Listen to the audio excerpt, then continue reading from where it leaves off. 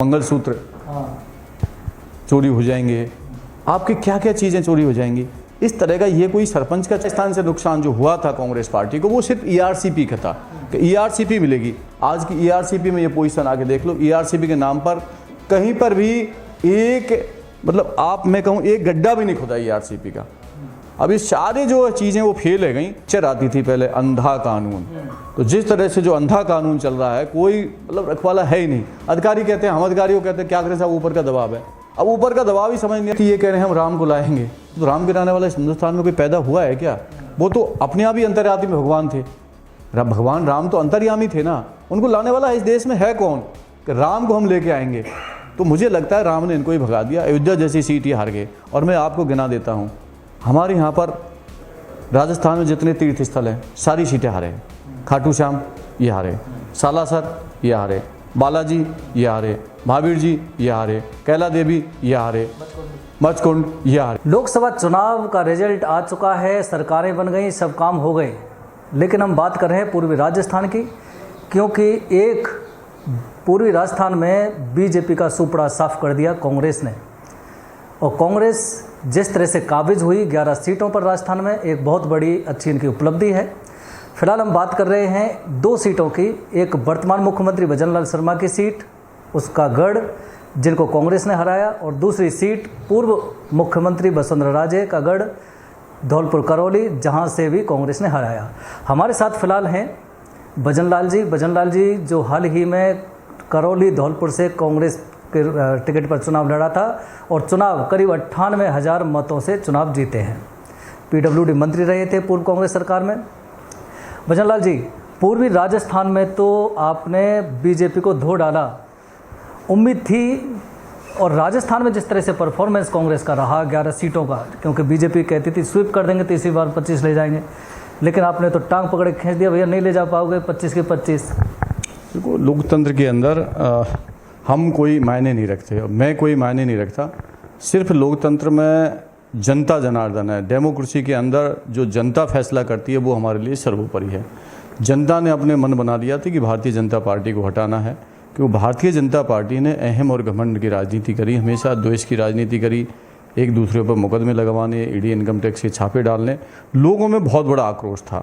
पर मैं धन्यवाद देना चाहता हूँ करौली धौलपुर की जनता को और भरतपुर की जनता को, जिन्होंने बड़ा संघर्ष करके तन मन धन से मेहनत कर पूरी मेहनत भी करी, सब कुछ किया, और उसके बावजूद भी वो हम सबको क्या नाम है आशीर्वाद दिया, और कोई भारी भारी मतदान करके भारी वोटों से जिताकर हमें आशीर्वाद दिया।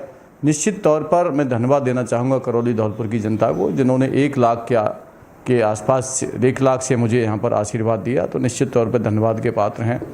और जिस तरीके का हम लोग सब लोगों ने मिलकर चुनाव लड़ा, सभी विधायक पूर्व विधायक सब ने मिलकर जो चुनाव लड़ा, एक ऐतिहासिक चुनाव लड़ा, संगठन ने पूरा साथ दिया, उसी का नतीजा है कि भारतीय जनता पार्टी बैकफुट पाई। और जो हमारी सरकार की योजनाएं बंद कर दी थी, उनका भी बहुत बड़ा एक गुस्सा था लोगों में। जो चिरंजीवी योजना थी, मुख्यमंत्री चिरंजीवी योजना, बहुत सारी चीज़ थी, बिजली के बिल्स जो बहुत महंगे आने शुरू हो गए, और जो हमारी एक और भी जो स्कीमें थी वो सारी की सारी बंद कर दी। तो उसका एक बहुत बड़ा लोगों में गुस्सा था।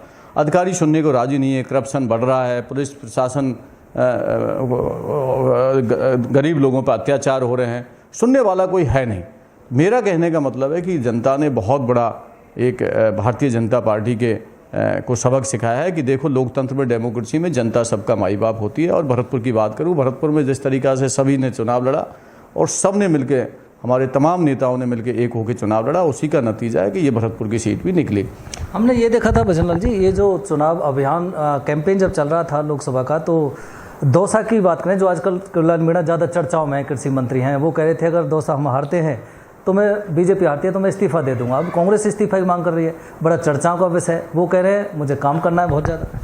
देखो, ऐसा है, इस तरह के दावे क्या नेताओं को ठोकना जी जरूरी है? देखो, ऐसा है, डॉक्टर कल्याण मीणा जी बहुत भारतीय जनता पार्टी के बहुत ही वरिष्ठ सदस्य हैं, और वो हमेशा कोई बात कहते हैं तो बड़ा सोच समझ के कहते हैं और बड़ा मंथन और चिंतन करके कहते हैं, क्योंकि उनको कहीं ना कहीं बहुत बड़ी जो मुझे लगता है कि आभास हुआ या कुछ ऐसा है, क्योंकि उनकी भी कुछ पीड़ाएं थी। तो उनको वो जाहिर करते हैं। और मैं बात करूं, उनका पार्टी का अंदरूनी मामला है, पर इतना ज़रूर है कि भारतीय जनता पार्टी में अंदर खाने बहुत बड़ी खींचतान है और अंदर आपस में एक दूसरे की बहुत बड़ी खटास है। अभी हाल ही में बीजेपी की मैराथन बैठक हुई है जयपुर में, बीजेपी संगठन कार्यालय में। वो बैठक इसलिए हुई है कि लोकसभा सीट राजस्थान में जो नुकसान हुआ है वो क्यों हुआ है। सूत्र ये बताते हैं कि साहब उन्होंने तो एमएलओ पे डाल दिया कि एमएलओ ने अपने अपने जो विधायक उन्होंने अपने क्षेत्र में काम नहीं किया। तो ये बता रहे हैं कि जैसे गोविंद सिंह डोटासरा भी कई बार आरोप लगा चुके हैं, पर्ची सरकार है, पसंद नहीं आ रही है सरकार किसी को। तो राजस्थान की कांग्रेस सरकार उस समय जो जन कल्याणकारी योजनाएं चलाई थी उसके बाद हालांकि कांग्रेस को नुकसान किया विधानसभा चुनाव में, लेकिन उसका फ़ायदा शायद आपको लोकसभा चुनाव में मिला है। देखो ऐसा है, चुनाव के कई समीकरण होते हैं। आज के डेट में एक जाति समीकरण में बहुत बड़ा फैक्टर चल गया है, क्योंकि जाति समीकरण का बड़ा अहम रोल होने लग गया है।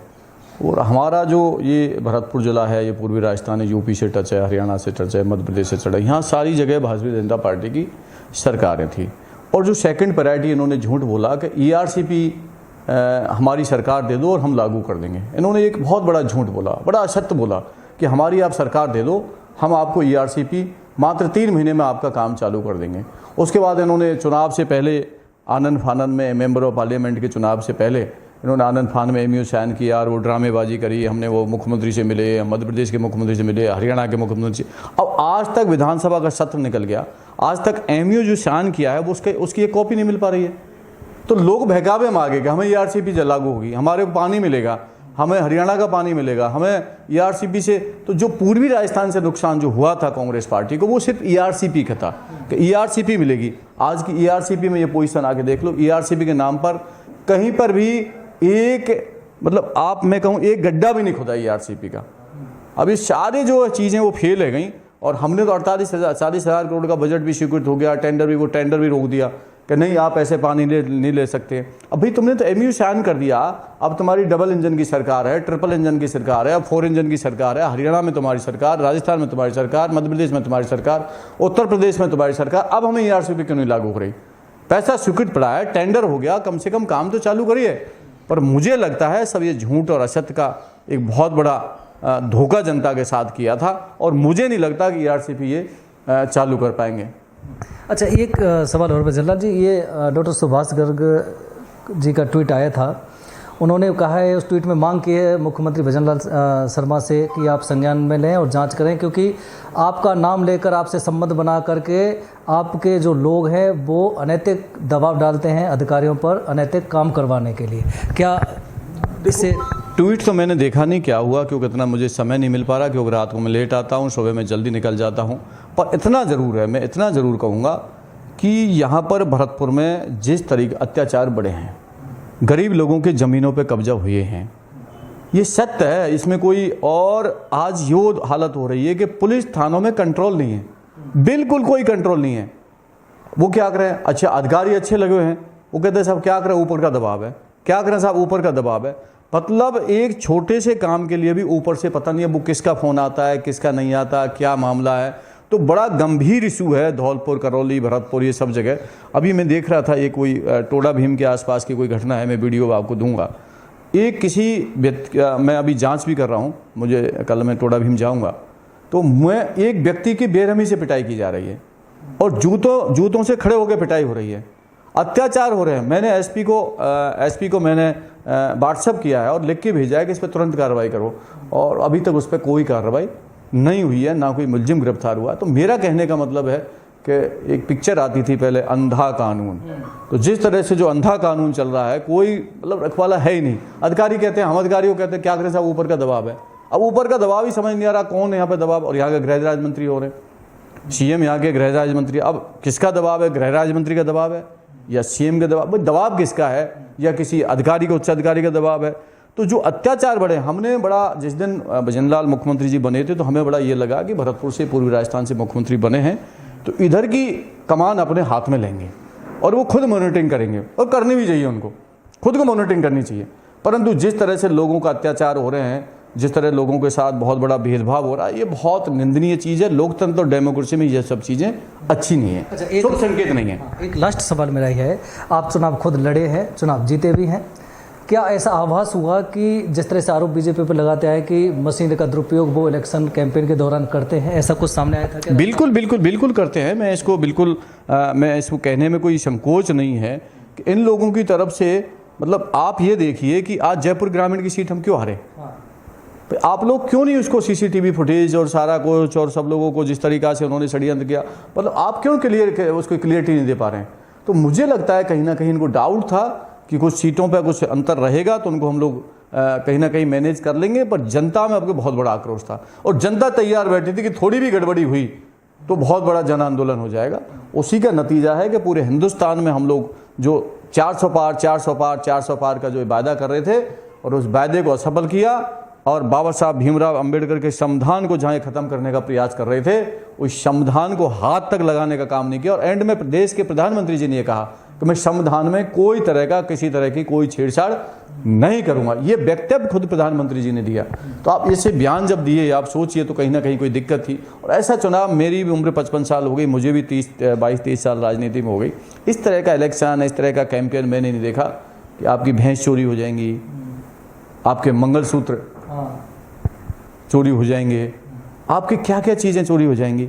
इस तरह का ये कोई सरपंच का चुनाव नहीं था, ये लोकतंत्र के सबसे बड़े मंदिर प्रधानमंत्री जी का चुनाव था, सांसद का चुनाव था। ऐसी चीज़ें तो सरपंचों के चुनाव में चलती हैं, जो मतलब इस टाइप की जो भाषा। तो मेरा कहने का मतलब है भारतीय जनता पार्टी जो 400 पार का नारा देती थी वो 238 पे जाके ब्रेक फेल हो गए और अब बिल्कुल वो ब्रेक बिल्कुल जाम है और ये जोड़ तोड़ की सरकार ज़्यादा दिन चलने वाली है नहीं बिल्कुल। अच्छा, एक अयोध्या राम मंदिर का बड़ा मुद्दा बनाना चाह रही थी बीजेपी, जैसा कह रहे थे, विपक्ष कह रहा था कि राम निर्माण कार्य पूरा होने से पहले ही उद्घाटन कर देना, लेकिन खुद अयोध्या वाली सीट हार गए। तो क्या लगता है ये राम मंदिर मुद्दा ज़्यादा? देखो, मैंने उत्तर प्रदेश में रहा हूँ, मैंने अमेठी रहा हूँ, रायबरेली रहा हूँ, मैंने वहाँ लोगों को बड़ा टच किया है, ज़मीनी हकीकत दिया है। जो व्यक्ति ये कह रहे हैं हम राम को लाएंगे, तो राम गिराने वाला इस हिंदुस्तान में कोई पैदा हुआ है क्या? वो तो अपने आप ही अंतर्यामी भगवान थे। भगवान राम तो अंतर्यामी थे ना, उनको लाने वाला इस देश में है कौन कि राम को हम लेके आएंगे? तो मुझे लगता है राम ने इनको ही भगा दिया। अयोध्या जैसी सीट ये हार गए। और मैं आपको गिना देता हूँ, हमारे यहाँ पर राजस्थान में जितने तीर्थ स्थल हैं सारी सीटें हारे। खाटू श्याम ये हारे, सालासर ये हारे, बालाजी ये हारे, महावीर जी ये हारे, कैला देवी ये हारे, मचकुंड ये हारे। ऐसे मेरे पास में बहुत सारे उदाहरण हैं जो जहाँ की ये सीटें हारे हैं। जो अब धर्म और जाति के आधार पर लोग समझ गए, धर्म जाति से हमें क्या लेना देना, हमें चाहिए रोजगार, स्वास्थ्य, चिकित्सा। बेरोजगारी फैल रही, कोई मतलब नहीं। महंगाई हो रही है, कोई मतलब नहीं। शिक्षा का बुरा हाल हो रहा है, तमाम जो संस्थाएं वो प्राइवेट हो गई। तो आप सोचिए डेमोक्रेसी के अंदर बचा क्या? तो जो घमंड था राजनीति के अंदर कभी नहीं चलता है, चाहे वो कोई भी जनप्रतिनिधि हो। अहम और घमंड की राजनीति ज़्यादा दिन नहीं चलती है। बिल्कुल, ये है भजनलाल जी, अहम और घमंड की राजनीति ज़्यादा नहीं चलती है। जिस तरह से बीजेपी करती है, सबक सिखा दिया जनता ने। और जिस धर्म के आधार पर बंटवारा करके राजनीति बीजेपी करती आई है, उन्हीं धार्मिक क्षेत्रों में बीजेपी को हार का सामना करना पड़ा है।